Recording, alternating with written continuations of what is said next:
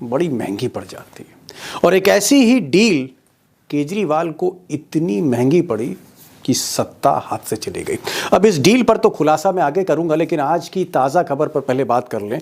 और ताज़ा खबर यह है कि अगर यही आंकड़े रहते, अगर यही नतीजे दिल्ली के रहते, यानी 48 सीटें बीजेपी की जिसकी सरकार बन रही है और आम आदमी पार्टी की 22 सीटों पर भी, जी हां 22 सीटों पर भी अरविंद दिल्ली के अंदर अरविंद केजरीवाल के साथ इतना बड़ा खेला हो गया, लेकिन उसके पीछे की इनसाइड स्टोरी आप लोगों से किस तरह से छुपाई जा रही है। एक सवाल जो आप लोग बार बार पूछ रहे हैं, क्या आखिर अरविंद केजरीवाल ने कांग्रेस पार्टी से समर्थन क्यों नहीं लिया? आखिर इन लोगों ने गठबंधन के साथ मिलकर चुनाव क्यों नहीं लड़ा दोस्तों? तो इसके पीछे की सबसे बड़ी जो इनसाइड स्टोरी, आज हमारे साथ वरिष्ठ पत्रकार मौजूद हैं दीपक शर्मा जी। आप लोग अगर इस वीडियो को शुरू से आखिर तक देख लेंगे तो मुझे ऐसा लगता है कि कहीं ना कहीं आप लोगों के इस सवाल का जवाब इस वीडियो के अंदर मिल जाएगा। क्योंकि कभी कभी डील दोस्तों बहुत महंगी पड़ जाती है। कभी हम सोचते भी नहीं है कि डील हमें इतनी महंगी पड़ सकती है कि डील के आधार पर हमारी सत्ता हमारे हाथ से चली जाएगी। और वही सब कुछ अरविंद केजरीवाल के साथ हुआ। तो बड़ा प्रश्न ये कि आखिर कांग्रेस के साथ मिलकर आम आदमी पार्टी ने चुनाव क्यों नहीं लड़ा? आप इस रिपोर्ट को देखिए। नमस्कार, मैं दीपक शर्मा हूं, मेरे यूट्यूब मंच पर आपका स्वागत। दोस्तों, जिंदगी में कभी कभी कोई डील बड़ी महंगी पड़ जाती है। और एक ऐसी ही डील केजरीवाल को इतनी महंगी पड़ी कि सत्ता हाथ से चली गई। अब इस डील पर तो खुलासा मैं आगे करूंगा, लेकिन आज की ताज़ा खबर पर पहले बात कर लें। और ताज़ा खबर यह है कि अगर यही आंकड़े रहते, अगर यही नतीजे दिल्ली के रहते, यानी 48 सीटें बीजेपी की जिसकी सरकार बन रही है और आम आदमी पार्टी की 22 सीटों पर भी, जी हां 22 सीटों पर भी अरविंद केजरीवाल मुख्यमंत्री बनते, अपना चुनाव भी जीतते और आम आदमी पार्टी की सरकार बनती दोस्तों। लेकिन किस तरह से? सीटों पर भी। चौकी बात, मैं जो कुछ बोल रहा हूं आंकड़ों के आधार पर बोल रहा हूं। बस यहां पर एक शर्त है, और शर्त यह है कि अगर केजरीवाल ने समय रहते कांग्रेस के साथ हाथ मिलाया होता, गठबंधन किया होता, तो उनको आज जो नतीजे आए हैं, मैं नतीजों की बात कर रहा हूं, जिस तरह की वोटिंग हुई है, काउंटिंग हुई है, आंकड़ों के आधार पर कह रहा हूं कि 14 सीटें और मिलती उनको, और उनका स्कोर 22 + 14 36 होता है। 36 बहुमत का आंकड़ा है, यानी बीजेपी 48 की जगह उसको 34 सीटें मिलती। और ये प्योर एंड प्योर डेटा के बेस पर मैं बताइए कितनी बड़ी चूक की अरविंद केजरीवाल ने। मैप देखें, दिल्ली का मैप है, कंस्टिट्यूएंसी वाइज है, सीट वाइज मैप है। ये जो रेड कलर की सीट्स हैं, तकरीबन 14 सीटें, और ये 14 सीटों में अगर आप कांग्रेस और आम आदमी पार्टी इन दोनों का वोट जोड़ते हैं तो 14 सीटें आम आदमी पार्टी आज जीत जाती। जितना भी वोट शेयर है उसके आधार पर मैं कह रहा हूं कि 14 सीटें आम आदमी पार्टी के खाते में जाती। 22 सीट वो जीत चुकी है, 14 और जुड़ती, स्कोर 36 होता। मिसाल के तौर पर अगर आप नई दिल्ली की सीट देखें, यहां से केजरीवाल हारे हैं, यहां पर केजरीवाल तकरीबन 4089 वोट से हारे हैं। अगर संदीप दीक्षित जो कांग्रेस के कैंडिडेट हैं, अगर इनका वोट अगर आप जोड़ दीजिए, यानी इनको 4568 वोट मिले, तो आसानी से केजरीवाल अपने राइवल परवेश वर्मा, बीजेपी के परवेश वर्मा को हरा देते और केजरीवाल भी जीत जाते। अब कुछ ऐसी ही कहानी मनीष सिसोदिया की भी है। मनीष सिसोदिया जंगपुरा से लड़ रहे थे, 675 से हारे हैं। अगर फरहाद सूरी जो कांग्रेस के कैंडिडेट हैं, जिनको तकरीबन 7000 से ज़्यादा वोट मिले, अगर फरहाद सूरी और मनीष सिसोदिया इन दोनों वोट्स को आप क्लब कर दीजिए, तो तरविंदर सिंह मारवा जो बीजेपी से जीते हैं, मनीष सिसोदिया को हराया है, बीजेपी यहाँ हारती, मनीष सिसोदिया जीतते। जी हाँ, शर्त वही थी, गठबंधन अलायंस होता आम आदमी पार्टी और कांग्रेस का, ये तभी मुमकिन था। अब दोस्तों एग्जाम्पल तो कई हैं, लेकिन एक और एग्जाम्पल देख लेते हैं। बड़ी हाई प्रोफाइल सीट है, ग्रेटर कैलाश, दिल्ली का पॉश एरिया है, जहां से सौरभ भारद्वाज वीआईपी कैंडिडेट है, मिनिस्टर, आम आदमी पार्टी के स्पोक्स पर्सन, और अरविंद केजरीवाल और मनीष सिसोदिया के आप कह सकते हैं राइट हैंड मैन। भारद्वाज साहब भी 3000 के आसपास वोटों से हारे। और अगर यहाँ पर कांग्रेस को जो वोट मिले 6,711। अगर ये वोट आप भारद्वाज साहब के खाते में डाल दीजिए तो भारद्वाज साहब ने आज आसानी से बीजेपी को हरा दिया होता। शिकस्त अगर जो इंडिया अलायंस होता दोस्तों तो एक ही शर्त थी कि गठबंधन होता कांग्रेस और आम आदमी पार्टी का। अब मुझे लगता है कि कई ऐसी सीटें हैं, 13-14 सीटें हैं, आप चाहें तो देखते चले जाएं। हर सीट को डिस्कस करना, उसके आंकड़े बताने में बहुत समय ज़ाया हो जाएगा। लब्बो-लुआब ये है कि ये 14 सीटें सीधे सीधे आम आदमी पार्टी के खाते में जाती है, इंडिया अलायंस के खाते में जाती, और जो टैली होती 22 + 14 36 होती। 36 ही मेजॉरिटी मार्क है, इत्तेफाक है। अब ये जो आंकड़े हैं, यहाँ पर सिर्फ एक क्लैरिफिकेशन देना चाहूँगा, ये डेटा 6 बजे का है, तो हो सकता है एक आध सीटों में कुछ आंकड़ा थोड़ा सा डिफरेंट हो। अब दोस्तों, मैप भी आपने देख लिया और डेटा भी देख लिया और कहानी भी समझ ली 14 सीटों की, लेकिन इस कहानी का एक दूसरा पहलू है, और वो पहलू ज़्यादा अहम है।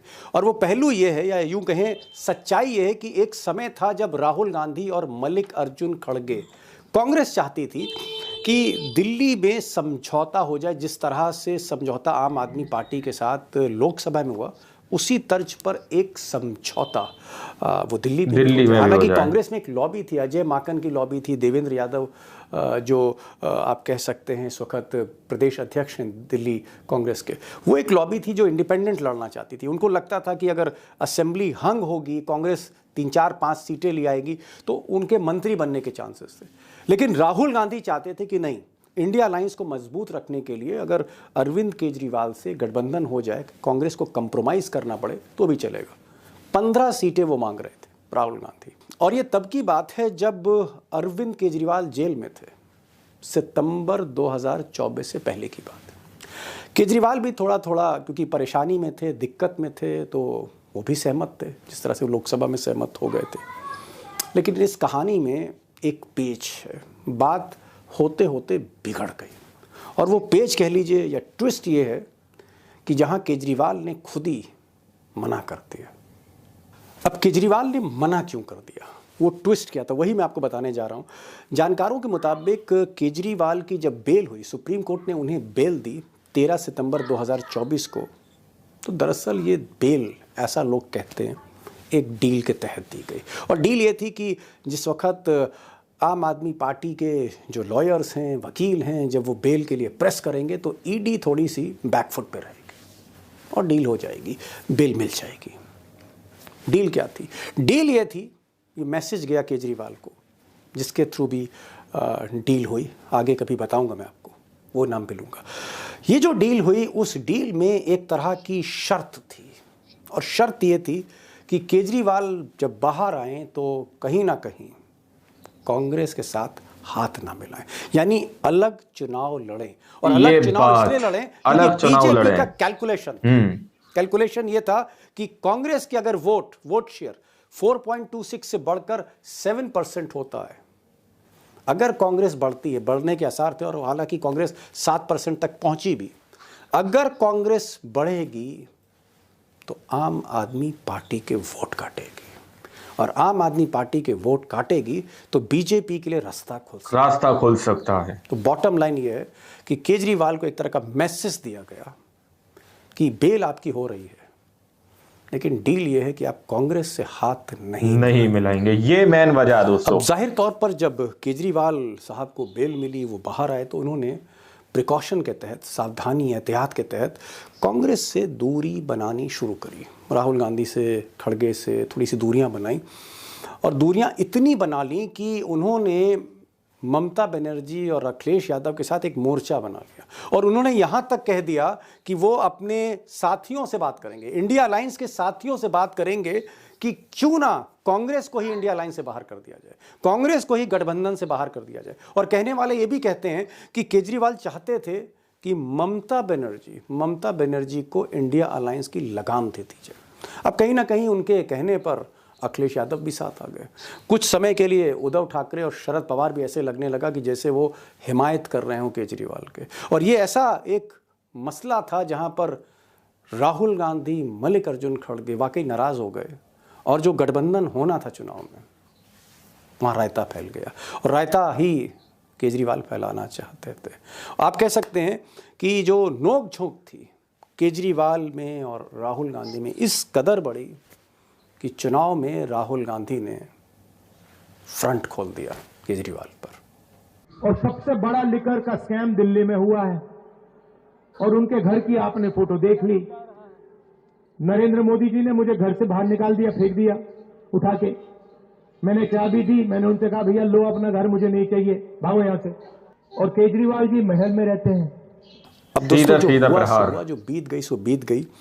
सच्चाई यह है कि अगर केजरीवाल ने हाथ मिलाया होता तो आज इत्तेफाक देखिए, उनको 14 सीटों की दरकार थी। 22 पर वो खड़े हैं, 14 सीटें चाहिए थी और ये 14 सीटें उन्हें कांग्रेस की मदद से मिल सकती थी। एटलीस्ट जो आंकड़े हैं, जो डेटा है, वो इस तरह की बात को साबित करता है। डेटा बताता है कि अगर कांग्रेस और आम आदमी पार्टी, इनके अगर आप वोट जोड़िए इन 14 सीटों पे जो मैंने मैप आपको दिखाया, तो अरविंद केजरीवाल बहुमत में आ सकते थे, आंकड़े कह रहे हैं।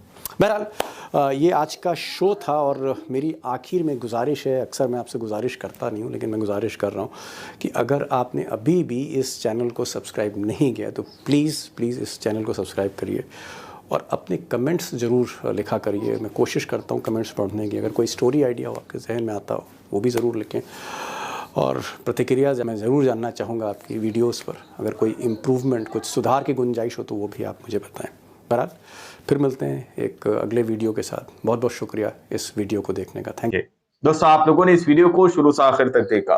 वीडियो के अंदर साफ तौर पर बात की गई कि किस तरह से आम आदमी पार्टी ने कांग्रेस पार्टी के साथ मिलकर चुनाव नहीं लड़ा। उसका एक बेसिक रीजन भी बताया गया, लेकिन कहीं ना कहीं कांग्रेस पार्टी को लेकर इस तरह की न्यूज, इस तरह की खबरें भी सामने निकल के आ रही हैं कि आम आदमी पार्टी ने हरियाणा के अंदर कांग्रेस पार्टी को नुकसान पहुंचाया।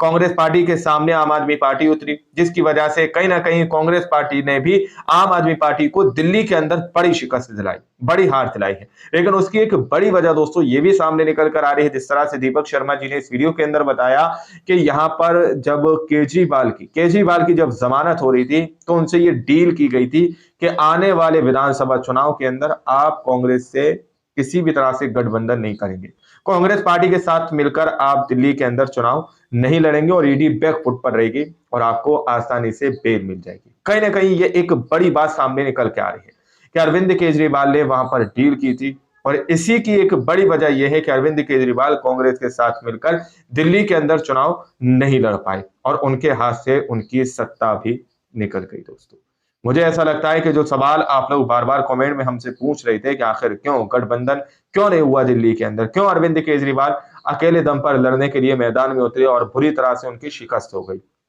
आप लोगों ने इस पूरी रिपोर्ट को देखा सुना, आप लोग क्या सोचते हैं, क्या समझते हैं? क्या वाकई में ऐसा ही कुछ हुआ या फिर तस्वीर कुछ और है? जो तस्वीर हमने आपको इस वीडियो के अंदर दिखाई है, इसके अलावा भी पर्दे के पीछे और कई बड़े राज छुपे हुए हैं जो अरविंद केजरीवाल को सत्ता से हटाया गया। अपनी राय कमेंट सेक्शन में जरूर लिखिएगा और सच्ची पक्की खबरें देखने के लिए आप चैनल को सब्सक्राइब कीजिए। मिलते हैं अगली वीडियो में, जब तक के लिए जय हिंद, जय भारत।